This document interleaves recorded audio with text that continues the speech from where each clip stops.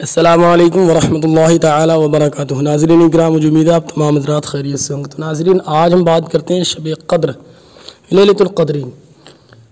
ناظرین، 27ویں رات شب قدر مبارک ہوں بھائیوں کو جو اللہ رب العالمین کے فضل سے رمضان المبارک کے اس ماہ کو پا رہے ہیں اور اس کی برکتیں لوٹ رہے ہیں، اس کی برکتوں سے فیضیاب ہو رہے ہیں، اور ان بہنوں کو جو گھروں میں مصروف عبادت ہیں۔ ناظرین، آج کی یہ شب بلا شبہ رحمتوں کے نازل ہونے اور دعاؤں کے قبول ہونے کی رات ہے۔ پس آئیے دعا سے متعلق اللہ رب العالمین کے وعدوں کا ذکر کریں تاکہ ان کی برکت سے اللہ رب العالمین ہماری دعا کو بھی قبول فرمائے۔ شب قدر کی فضیلت کیا ہے؟ رب کائنات نے اس شب قدر میں دعائیں مانگنے والوں کے لیے کیا تحفہ پیش کیا ہے؟ رب کائنات نے کتنا بڑا کرم فرمایا ہے۔ قرآن پاک سے اس کا سوال کرتے ہیں۔ رب نے ارشاد فرمایا، وَقَالَ رَبُّكُمُ ادْعُونِي أَسْتَجِبْ لَكُمْ إِنَّ الَّذِينَ يَسْتَكْبِرُونَ عَنْ عِبَادَتِي سَيَدْخُلُونَ جَهَنَّمَ دَاخِرِينَ۔ میرے رب نے ارشاد فرمایا، اور تمہارے رب نے فرمایا مجھ سے دعا کرو میں قبول کروں گا۔ بے شک جو لوگ میری عبادت کرنے سے تکبر کرتے ہیں وہ عنقریب جہنم میں داخل ہوں گے اور ذلیل خوار ہو کر۔ ناظرین اکرام، ہمارا رب چاہتا ہے کہ ہم اس سے مانگے۔ تب تکبر و غرور تو آپس میں بندوں کے ساتھ بھی جائز نہیں۔ اگر رب کے سامنے اکڑو گے تو کہاں ٹھکانہ پاؤ گے سوائے جہنم کے۔ تو ناظرین، پس رب سے، مالک سے بہت عاجزی کے ساتھ رو رو کر بندے بن کر مانگو، تو اس کا وعدہ ہے وَإِذَا سَأَلَكَ عِبَادِي عَنِّي فَإِنِّي قَرِيبٌ أُجِيبُ دَعْوَةَ الدَّاعِ إِذَا دَعَانِ۔ ناظرین اکرام، رب نے ارشاد فرمایا، اور اے محبوب جب تم سے میرے بندے مجھے پوچھیں تو میں نزدیک ہوں، دعا قبول کرتا ہوں پکارنے والے کی جب مجھے پکارے۔ تو ناظرین، یہاں سے پتہ چلتا ہے ہمارے دلوں کے اندر یہ خیال آتے ہیں کہ ہم کس سے مانگیں، کون ہماری سنے گا؟ تو رب نے ارشاد فرما دیا کہ میں ان کے نزدیک ہوں اور میں ہر پکارنے والی کی دعا سنتا ہوں جو بھی مجھے پکارتا ہے۔ یہ اس کا وعدہ جو تمہارے قریب ہے، تمہارے حال کو خوب جانتا ہے۔ بس جو مانگو گے اگر واقعی وہ تمہارے لیے بہتر ہوگا تو ضرور ملے گا۔ تو پیارے آقا صلی اللہ تعالی وسلم کے پیارے دیوانوں، نبی پاک علیہ الصلوۃ والسلام ارشاد فرماتے ہیں، بے شک تمہارا رب بہت حیا فرمانے والا، بخشش کرنے والا ہے۔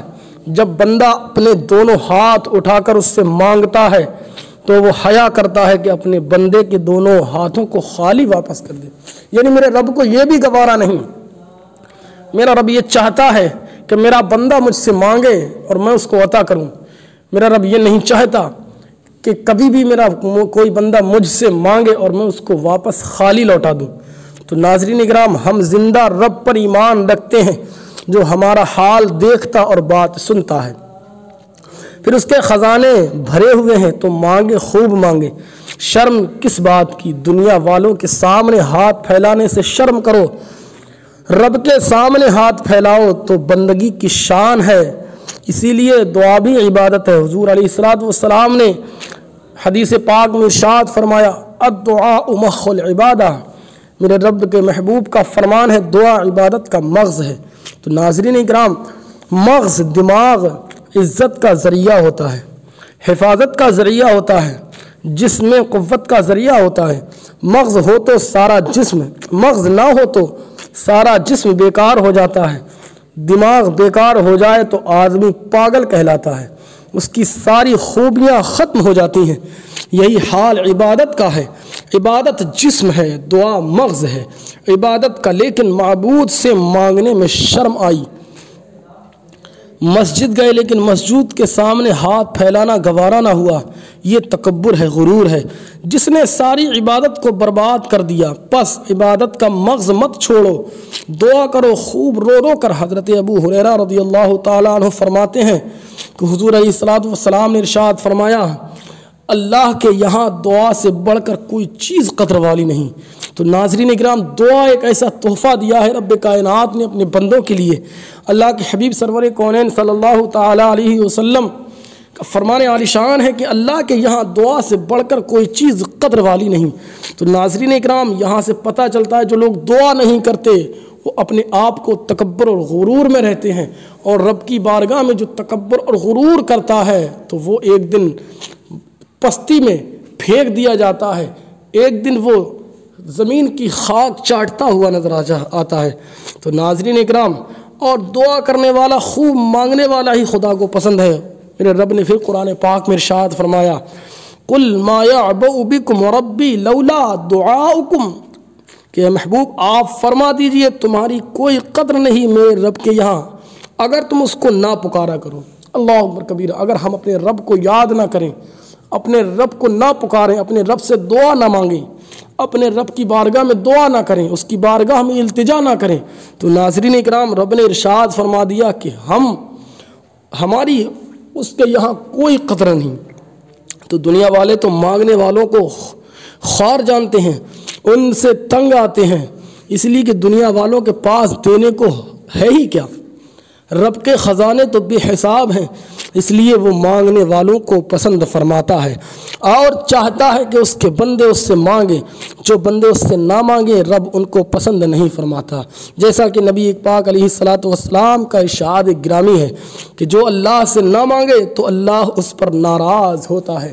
میرے پیارے بھائیوں، ناظرین کرام، ہم اللہ کو ناراض نہ کریں، ہم اللہ رب العالمین کی بارگاہ میں گڑ گڑا کر رو رو کر دعائیں مانگیں، رب ہی تو قبول کرنے والا ہے، کیونکہ رب نے قرآن پاک میں ارشاد فرما دیا، ایاک نعبد و ایاک نستعین، کہ اے محبوب آپ اپنی امت سے فرما دیجئے کہ ایاک نعبد و ایاک نستعین، کہ اے رب ہم تیری ہی عبادت کرتے ہیں اور تجھی سے مدد طلب کرتے ہیں۔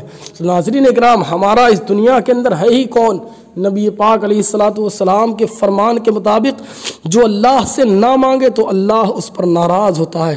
تو اے ناظرین اکرام، میری آپ سے مؤدبانہ گزارش ہے، پس رب سے مانگو ورنہ وہ ناراض ہو جائے گا، اور جب مانگو گو تو پوری توجہ، پورے یقین کے ساتھ مانگو، رسمی دعا نہ مانگو، وہ تمہارے مانگنے کی حالت دیکھ رہا ہے، کیونکہ پیارے آقا صلی اللہ تعالیٰ علیہ وسلم کا فرمان عالی شان ہے کہ اللہ سے دعا کرو قبول ہونے کا یقین رکھتے ہوئے، اور جان لو کہ اللہ تعالیٰ غافل و لاپرواہ دل والے کی دعا قبول نہیں فرماتا۔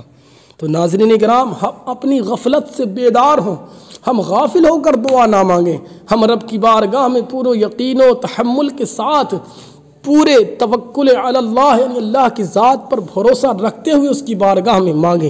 تو ناظرین اکرام، نبی پاک علیہ الصلاۃ والسلام دوسری جگہ ارشاد فرماتے ہیں، جب تم میں سے کوئی دعا کرے تو اس طرح نہ کرے کہ اے اللہ اگر تو چاہے تو مجھے بخش دے، بلکہ پورے عزم کے ساتھ مانگے اور خوب رغبت ظاہر کرے، کیونکہ اللہ کے نزدیک کوئی چیز بڑی نہیں، جو چاہے عطا فرما دے۔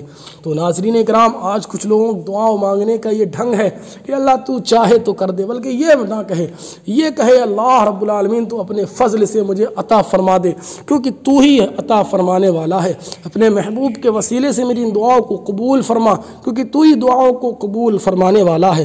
اور جب رب کے محبوب کا وسیلہ رب کی بارگاہ میں پیش کیا جاتا ہے تو رب کائنات کو اور زیادہ پیار آتا ہے، کیونکہ رب نے قرآن پاک میں ارشاد فرمایا ہے، اے ایمان والو اللہ سے ڈرو اور اس کی بارگاہ میں وسیلہ تلاش کرو۔ تو اللہ کی بارگاہ میں جب وسیلے کے ساتھ دعائیں کی جاتی ہیں تو رب کو اور محبوب ہو جاتی ہیں۔ تو اللہ تو چاہے تو مجھے اولاد دے دے، اللہ تو چاہے میرے رزق میں برکت دے دے، اس طرح مت مانگو، بلکہ اس طرح کہو، اے اللہ میں اولاد چاہتا ہوں، میں رزق میں برکت چاہتا ہوں، تو ہی دینے پر قادر ہے، تیرے سوا میں کس سے مانگوں؟ خدایا تیرے سوا کون دے سکتا ہے؟ تو میرا رب ہے، مالک ہے، بس تجھ ہی سے مانگتا ہوں، دعا قبول کرنا تیرا وعدہ ہے، اے اللہ اپنا وعدہ پورا فرما، میری دعا کو قبول فرما۔ یعنی مانگنے میں عاجزی ہو، رغبت ہو، اصرار ہو لیکن ادب ہو، احترام ہو، جیسے چھوٹا بڑے سے مانگتا ہے، فقیر امیر سے، بیٹا باپ سے مانگتا ہے، لیکن ایسی چیز ہرگز نہ مانگنا جس کو مانگنے سے پہلے ہی منع کر دیا گیا ہو۔ یعنی دعا شریعت کے خلاف کسی کام کے لیے نہ ہو، جیسے اے اللہ میرے شراب کے کاروبار میں برکت عطا فرما، اے اللہ آج جوئے میں مجھے کامیاب کر دے، یہ دعا نہیں ہے، خدا کے عذاب کو دعوت دینا ہے۔ لہٰذا مانگنے سے پہلے سوچ لو کہ شریعت کے خلاف تو کوئی چیز نہیں مانگ رہے، کیونکہ نبی پاک علیہ السلام کا فرمان عالی شان ہے، بندے کی دعا قبول ہوتی رہتی ہے جب تک کہ وہ گناہ یا قطع رحمی کی دعا نہ کرے، اور جب تک کہ جلد بازی سے کام نہ لے، یعنی کسی برے کام کی دعا نہ کی جائے، کسی رشتہ دار سے تعلق ختم کرنے کی دعا نہ کی جائے، اور دعا کرتے رہو، جلدی نہ کرو کہ کہ ابھی قبول ہو جائے، بس اللہ ضرور قبول کرتا ہے۔ صحابہ اکرام نے نبی پاک علیہ السلام کی بارگاہ میں صحابہ اکرام نے نبی پاک علیہ السلام کی ارشاد کے متعلق سوال کیا کہ اللہ کے رسول صلی اللہ تعالیٰ علیہ وسلم یہ دعا میں جلد بازی کا کیا مطلب ہے؟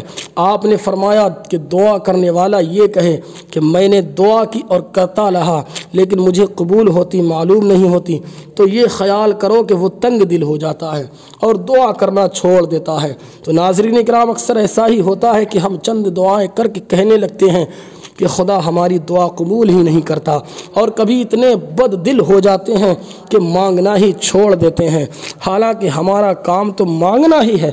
مانگتے رہیں، خوب مانگیں، وہ جانتا ہے کہ جو ہم مانگ رہے ہیں ہمارے لیے بہتر ہے یا نہیں، بہتر ہے تو کب جب بہتر ہوگا ضرور دے گا، اور اگر بہتر نہ ہوگا تو اس کے بدلے وہ دے گا جو مفید و بہتر ہے۔ بس ہمیں ہر وقت دعا کرنا چاہیے۔ اور ناظرین کرام، آج کی رات تو بہت ہی اچھا موقع ہے، کیونکہ جس کو لیلۃ القدر کے نام سے رب کائنات نے قرآن پاک میں ارشاد فرمایا ہے ناظرین، اور ہماری دعا پر فرشتے آمین کہیں ضرور قبول ہوگی۔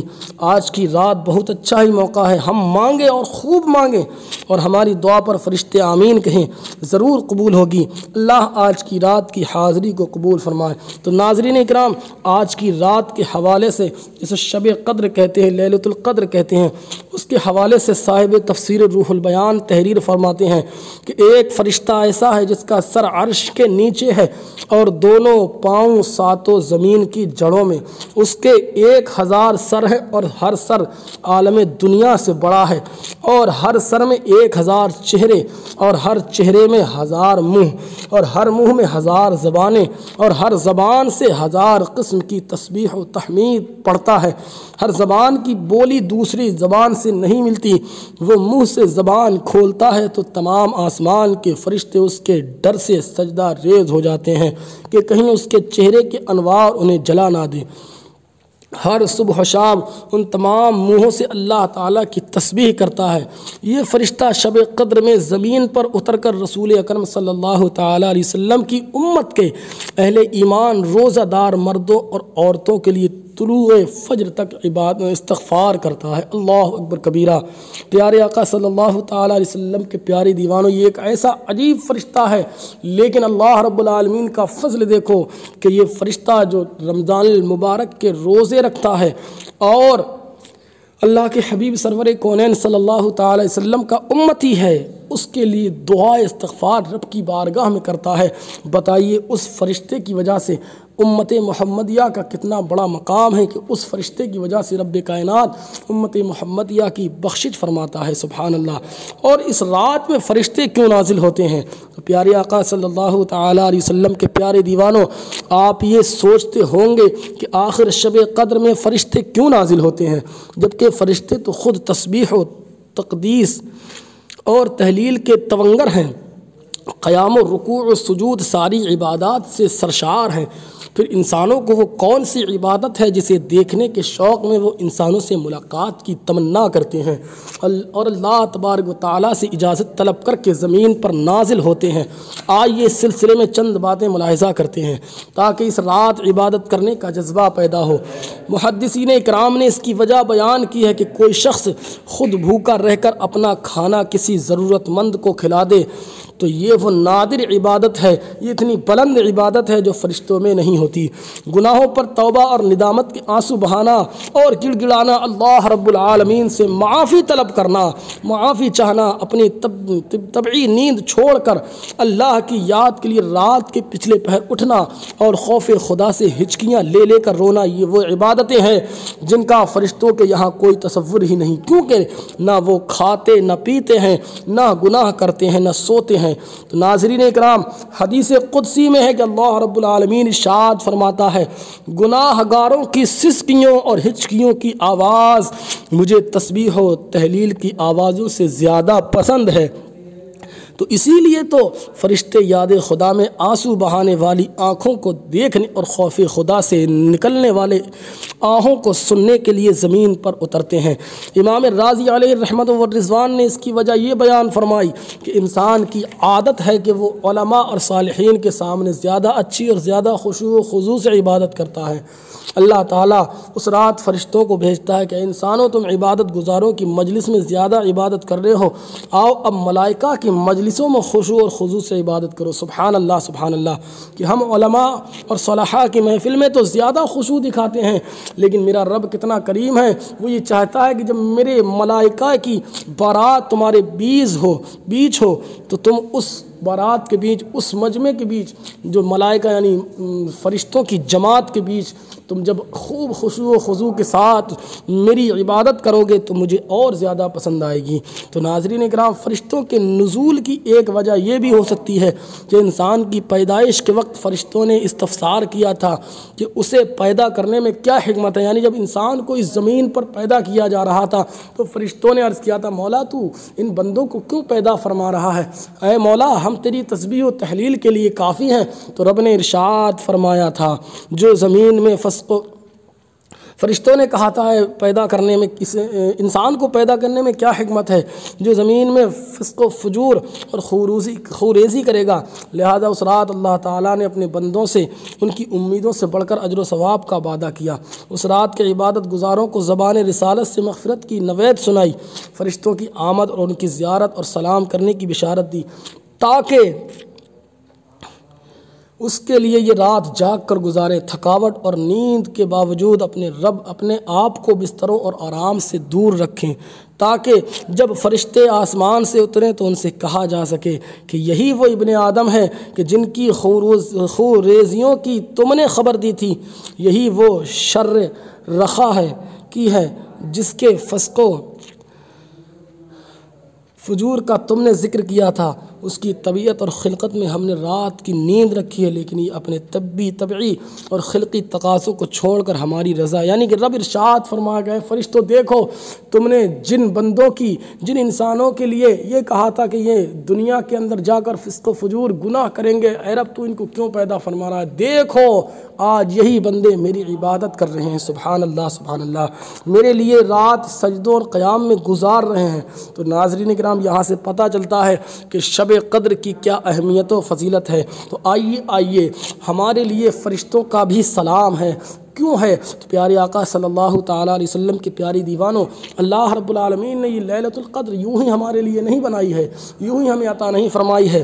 آئیے حضرت امام رازی علیہ رحمت و رضوان لکھتے ہیں کہ اللہ تعالیٰ نے وعدہ فرمایا ہے کہ آخرت میں فرشتے مسلمانوں کی زیارت کریں گے اور آ کر سلام عرض کریں گے، الملائکۃ یدخلون علیہم من کل باب سلام علیکم، فرشتے جنت کے ہر دروازے سے ان کے پاس آئیں گے اور آ کر سلام کریں گے۔ اور لیلۃ القدر میں یہ ظاہر فرمایا کہ اگر تم میری عبادت میں مشغول ہو جاؤ تو آخرت تو الگ ہی رہی، دنیا میں بھی فرشتے تمہاری زیارت کو آئیں گے اور آ کر سلام کریں گے۔ تو ناظرین کرام، یہاں سے پتہ چلتا ہے اگر ہم شب قدر کی رات میں، لیلۃ القدر میں اگر اللہ رب العالمین کی عبادت کریں گے تو رب کائنات کے فرشتے آ کر ہمیں سلام کریں گے، ہماری زیارت کریں گے۔ تو ناظرین اکرام، کون ایسا گنہگار بندہ ہے جو یہ نہ چاہے کہ رب کے معصوم فرشتے اس کی زیارت کریں؟ تو ناظرین اکرام، اگر واقعی ہمارے دلوں کے اندر یہ جذبہ ہے کہ ہم اللہ رب العالمین کے ان فرشتے ہماری زیارت کریں،